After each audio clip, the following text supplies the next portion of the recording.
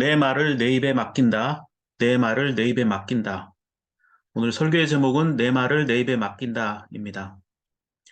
인간의 사악함에 대해 창세기 8장 21절은 이렇게 말합니다. 사람은 어릴 때부터 그 마음의 생각이 악하기 마련이다 라고 되어 있습니다. 인간이 악한 것은 어릴 때부터라고 이야기하죠. 여기서 어릴 때라는 말은 나이가 어린 그런 아이를 뜻하는 게 아닙니다. 본래 의미는 태어나면서부터라고 합니다. 그러니까 인간은 태어나기 전부터 이미 악한 존재라는 것이죠. 그런데 더 심각한 것은 그 마음의 생각이 태어나기 전부터 악하다라는 겁니다. 히브리어로 마음이란 단어를 레브라고 하는데 이 레브라는 단어에는 마음이란 뜻 말고도 중심 또는 기준이란 뜻도 있습니다. 그래서 이스라엘 사람들은 인간의 영혼이나 인격이 사람의 마음에 있다고 생각을 했습니다. 그런데 그런 인간의 마음이 철저히 악하고 이기적이다라고 설명하죠. 그러니까 인간은 그냥 악의 덩어리입니다. 무언가를 잘못해서 죄인이 아니라 죄인으로 태어났기 때문에 그것이 인간의 비참함이다라고 설명할 수 있습니다. 사람들이 얼마나 죄악으로 가득한지 오늘 읽은 세 번째 본문 누가복음 4장 28절부터 30절 말씀을 보면 이렇게 나옵니다. 예수님을 마음에 들어하지 않던 자들이 예수님에게 하는 행동이 있습니다. 어떤 일을 했습니까?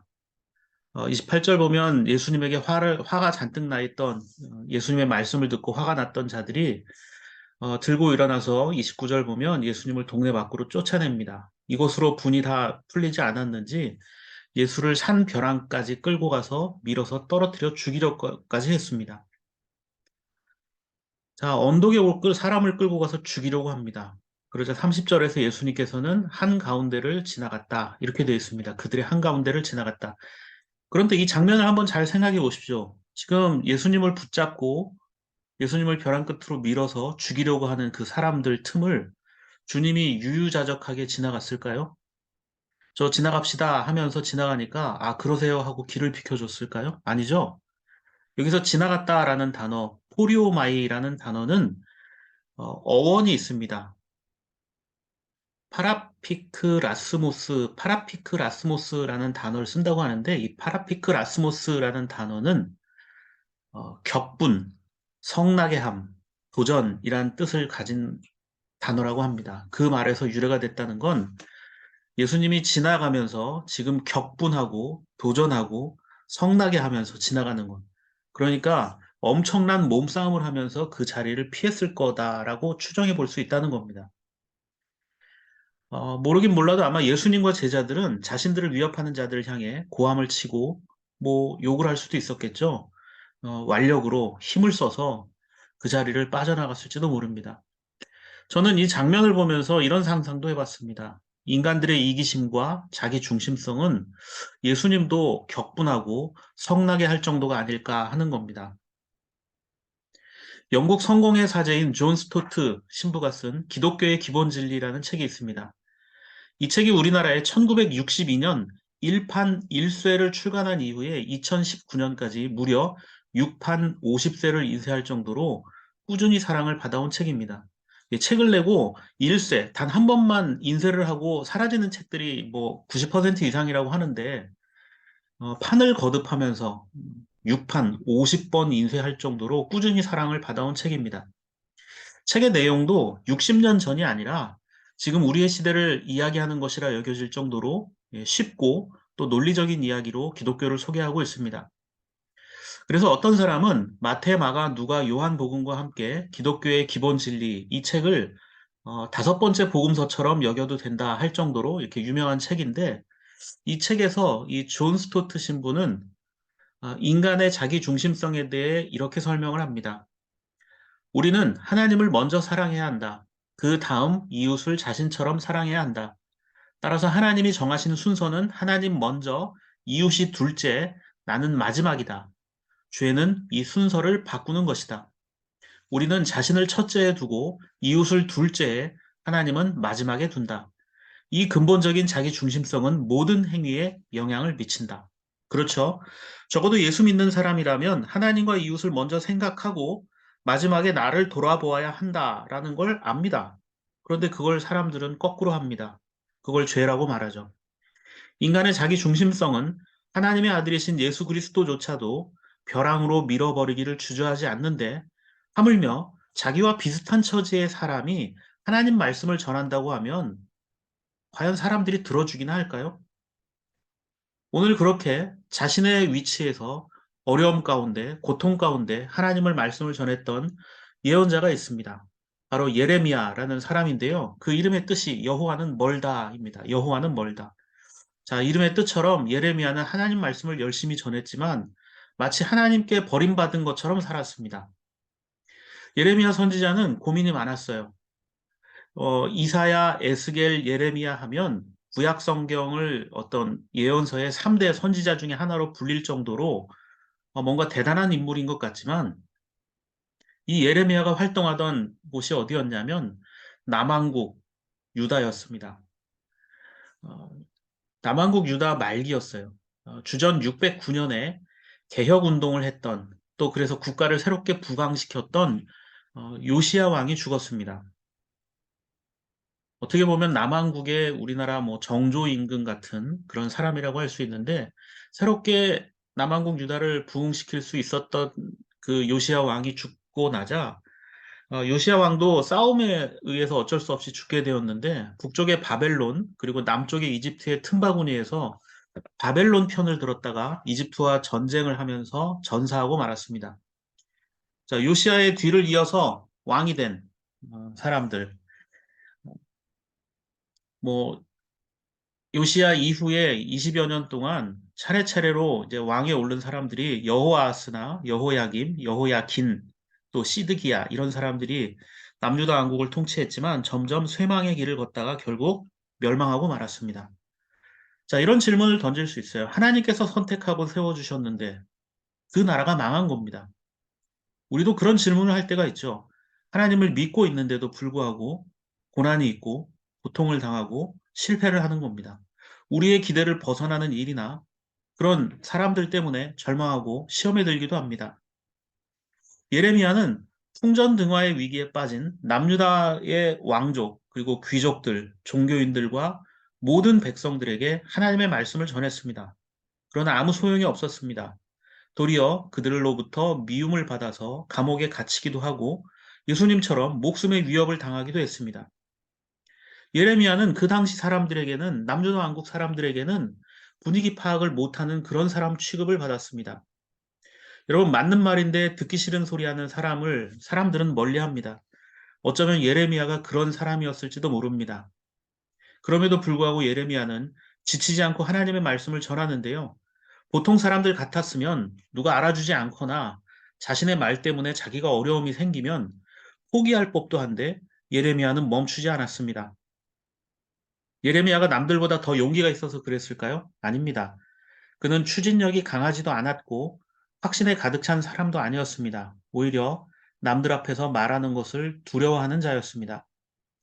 예레미야 1장 4절부터 5절 말씀을 보면 하나님께서 예레미야에게 말씀을 하셨을 때 나의 말을 전할 예언자로 너를 세웠다라고 이야기할 때 예레미야는 두 가지 이유를 들어서 자신이 자격이 없다라고 이야기를 합니다. 6절 말씀을 보면 내가 아뢰었다. 아닙니다. 주 나의 하나님, 저는 말을 잘할 줄 모릅니다. 저는 아직 너무나 어립니다. 자, 말을 할 줄 모르고 어리다라는 말은 진짜 말을 어눌하게 하고 나이가 어리다라는 뜻이 아닙니다. 자신은 하나님의 일을 할 만한 사람이 아니다라는 겸손이기도 하고 또 한 가지는 싫다, 이 일을 하고 싶지 않다라는 핑계이기도 합니다. 예레미야 입장에선 사람들이 하나님 말씀 들으려 하지 않는데 괜히 하나님 말씀 전한다고 하다가 나만 손해 당할 수도 있다는 하소연입니다. 실제로 예레미야는 하나님 말씀 때문에 고난을 당합니다. 그런데 성경에서 하나님 말씀을 전해야 했던 사람들 치고 당당하게 주님의 명령에 순종했던 사람들은 그렇게 많지 않습니다. 출애굽기 4장 10절을 보면 이집트로 가라는 하나님의 명령을 듣고 모세는 하나님께 뭐라고 얘기합니까? 주님 죄송합니다. 저는 본래 말재주가 없는 사람입니다. 전에도 그랬고 주님께서 이 종에게 말씀을 하고 계시는 지금도 그러합니다. 저는 입이 둔하고 혀가 무딘 사람입니다. 지금 이게 왜 이런 얘기를 할까요? 모세가 겸손해서가 아닙니다. 이 말을 한 모세의 본심은 나 이집트 가면 죽을 게 뻔한데 난 가고 싶지 않다라는 겁니다. 고린도후서 11장 6절에도 바울이 그렇게 말합니다. 나는 말에는 능하지 못하다라고 이야기했습니다. 심지어 이사야 같은 이 선지자 역시 나는 재앙이 다가올지도 모른다. 하나님 만나서 재앙이 다가올지 모른다. 그러지 나는 입술 부정한 사람인데 입술이 부정한 백성 가운데 살고 있으면서 왕이신 만군의 주님을 만나 뵙다. 나는 이제 죽을지도 모른다. 이렇게 이야기합니다. 이 사람들의 이야기는 어떻게 보면 하나님 앞에서의 겸손이 아닙니다.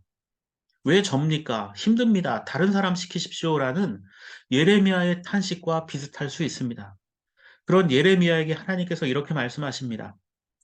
7절과 8절 말씀을 보면 그러나 주님께서 나에게 말씀하셨다. 너는 아직 너무나 어리다고 말하지 말아라.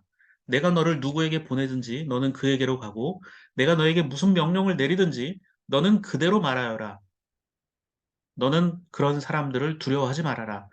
내가 늘 너와 함께 있으면서 보호해 주겠다. 나 주의 말이다. 이것은 용기를 주는 말이 아닙니다. 8절 끝부분에 보호해 주겠다라는 말이 있죠. 이건 뒤집어 생각해 보면 보호해 주겠다라는 것은 너에게 그만큼의 고통과 어려움이 있을 것이다라는 암시이기도 합니다. 그렇다면 하나님은 지금 예레미야에게 억지를 부리고 계신 건 아닐까요? 그런데 구절을 보면 이런 내용이 등장합니다. 그런 다음에 이 말씀을 하신 다음에 주님께서 손을 내밀어 내 입에 대시고 내게 말씀하셨다. 내가 내 말을 내 입에 맡긴다. 두려워하며 어쩌면 이 사명을 감당하고 싶어 하지 않던 예레미야에게 하나님은 손을 내밀어서 그의 입에 대셨다라고 말합니다. 근데 궁금한 게 있습니다. 하나님이 손이 있을까요? 하나님은 인간처럼 어떤 형상을 지닌 분이 아닙니다. 하나님은 영이십니다. 그러니 진짜 손으로 예레미야의 입을 만졌을 리는 없습니다. 그렇다면 예레미야의 입에 손을 대셨다라는 건 과연 무슨 뜻일까요? 동화작가 강정규의 5시 반에서 멈춘 시계라는 책이 있습니다. 거기에 인규라는 친구의 학교 운동회 날 달리기 이야기가 나옵니다. 인규라는 친구는 6학년인데 학교 운동회 날 달리기를 하면 항상 꼴찌를 했습니다. 1학년 때는 바지에 똥을 싸서 달리지 못했고 2학년 때부터 5학년 때까지는 8명이 뛰면 항상 8등이었습니다. 그런데 6학년 때 이변이 일어났습니다. 열심히 앞만 보고 달리고 있는데 관중석에서 할머니의 음성이 들리는 겁니다. 1등이다. 우리 인규가 1등이다. 놀라서 인규가 뒤를 돌아보니까 정말 자기가 맨 앞에서 뛰고 있더라는 겁니다. 그래서 더욱 이를 악물고 상을 찌푸리고 두 주먹을 쥐고 뛰었습니다.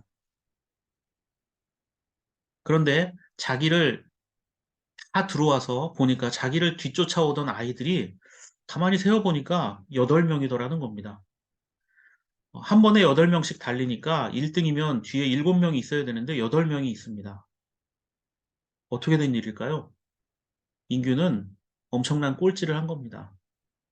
심지어 다음에 출발한 아이들이 인규를 따라잡을 만큼 그렇게 느리게 달렸던 겁니다. 어찌되었건 그날 그렇게 엄청난 1등을 하고 부슬부슬 내리는 비를 맞으며 집으로 가는데 할머니가 이렇게 말씀하시는 겁니다. 천천히 가거라. 꼴찌도 괜찮여.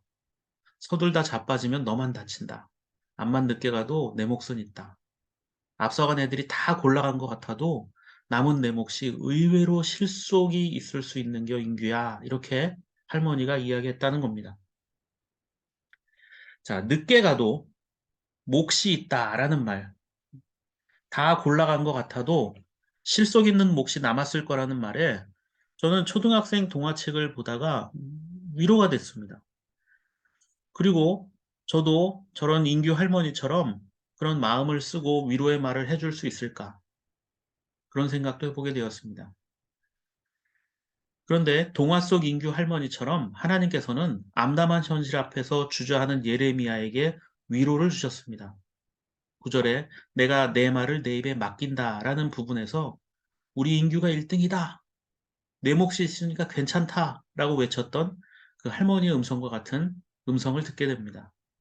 내가 꼴찌를 하던 1등을 하던 너는 소중하고 사랑하는 존재다 라는 사실을 알게 했던 것처럼 하나님께서는 예레미야에게 내가 너를 사랑하고 너는 소중한 존재다라고 말씀하셨을 때 예레미야는 그 하나님의 위로와 사랑 속에서 마치 자신의 입에 주님이 손을 대고 위로해 주시는 것처럼 여기게 되었다라는 겁니다. 아, 주님이 나와 함께 하시는구나. 그래서 하나님과 함께 가는 길, 예레미야는 두려움 없이 가게 됩니다. 여러분, 우리도 그렇습니다. 주님과 함께하는 길이라면 염려하거나 두려워하지 마십시오. 주님과 함께라면 조금 느리게 가는 것 같아도 우리의 몫이 남아 있을 수 있다는 것입니다. 어쩌면 더 좋은 몫이 남아 있을 수도 있습니다. 우리의 계획과 예상을 뛰어넘는 하나님의 은혜가 임할 수도 있습니다. 무엇보다 우리가 이 세상 살면서 누릴 수 있는 최고의 복이 무엇입니까? 나를 1등이라 하시며 나와 함께 하시는 그 하나님, 그 하나님과 함께하는 것이 최고의 복이라고 말할 수 있습니다. 이런 하나님의 사랑을 두 번째 본문인 고린도전서 13장 7절에서 바울은 이렇게 말합니다. 사랑은 모든 것을 덮어주며 모든 것을 믿으며 모든 것을 바라며 모든 것을 견딥니다. 자, 사랑은 모든 것을 덮어준다고 말합니다. 여기서 덮어준다라는 말은 두 가지 뜻이 있는데 하나는 지붕을 덮는다라는 뜻이고요. 다른 하나는 함께 견딘다라는 뜻입니다. 이 덮어준다라는 헬라어 단어는 스테고아라는 말을 쓰는데 본래 물이 들어오지 못하도록 덮어준다는 말에서 유래가 되었다고 합니다. 어떤 잘못을 덮어주고 죄악을 눈감아준다 이런 뜻이 아니에요. 덮어준다는 것은 그 사람이 허물이 많지만 사랑으로 감싸준다, 함께한다라는 뜻입니다. 자, 이 사진 한 장으로 축구선수 손흥민 선수는 많은 사람들이 좋아하게 되었다고 합니다. 2019년 11월 10일 비가 내리는 날 축구장에 함께 입장한 이 에스코트 어린이들이 비를 맞을까 싶어 손으로 가려주는 장면입니다. 다른 선수들이 그냥 서 있는 것과 달리 손흥민 선수는 손을 뻗어서 어린아이의 머리 위에 얹었습니다. 뭐 저렇게 하는 게 얼마나 비를 막아줄까 싶지만 잠시 후 자기의 머리 위에 뭔가 인기척을 느낀 아이가 쳐다보면서 손흥민 선수와 함께 웃었습니다. 그날 축구 경기는 뭐 1대1로 비겼지만 그날 기사가 손흥민 선수의 이 손동작 때문에 화제가 되었습니다. 그날 기사에 나왔던 내용은 프리미어 리그에서 가장 따뜻한 순간이라는 내용이었습니다. 자, 비가 오거나 여름 햇살이 강하면 부모는 자녀를 어떻게 하죠? 자신의 몸으로 비를 막든지 그늘을 만들어줍니다. 그게 사랑입니다. 뭐 얼마나 막을 수 있겠어요? 얼마나 추위를 뭐 해소시켜 주겠습니까? 손으로 해봤자, 몸으로 해봤자 얼마나 다 충분하겠습니까? 하지만 그 마음이, 그 사랑하고 아껴주는 마음이 소중한 존재라 여기는 그 행동들이 결국은 사람을 성장시키더라는 겁니다. 자, 하나님께서도 우리를 이렇게 사랑하시는데 예레미야도 자기의 입술에 손을 대시는 것과 같은 그 하나님을 경험한 것입니다. 힘들고 실패했을 때 곁에 함께 있어주는 것만큼 확실한 사랑의 표현은 없습니다. 저 역시 오늘 이 자리에 함께 하신 여러분 덕분에 아, 내가 목사로서 참 소중한 일들을 감당하고 있구나 하면서 감사할 수밖에 없습니다. 이제 사순절이 끝나고 고난주간이 시작됩니다. 저 역시도 하나님께서 그러셨던 것처럼 또 동화 속에 등장했던 그 할머니처럼 누군가에게 존재의 가치를 일깨워주는 그런 삶을 살아야겠다라고 다짐을 해봅니다. 언제나 우리에게 위로와 용기를 주시는 그 주님을 찬양하며 감사하는 그 고난주간을 보내는 저와 여러분들의 삶이 되기를 바랍니다.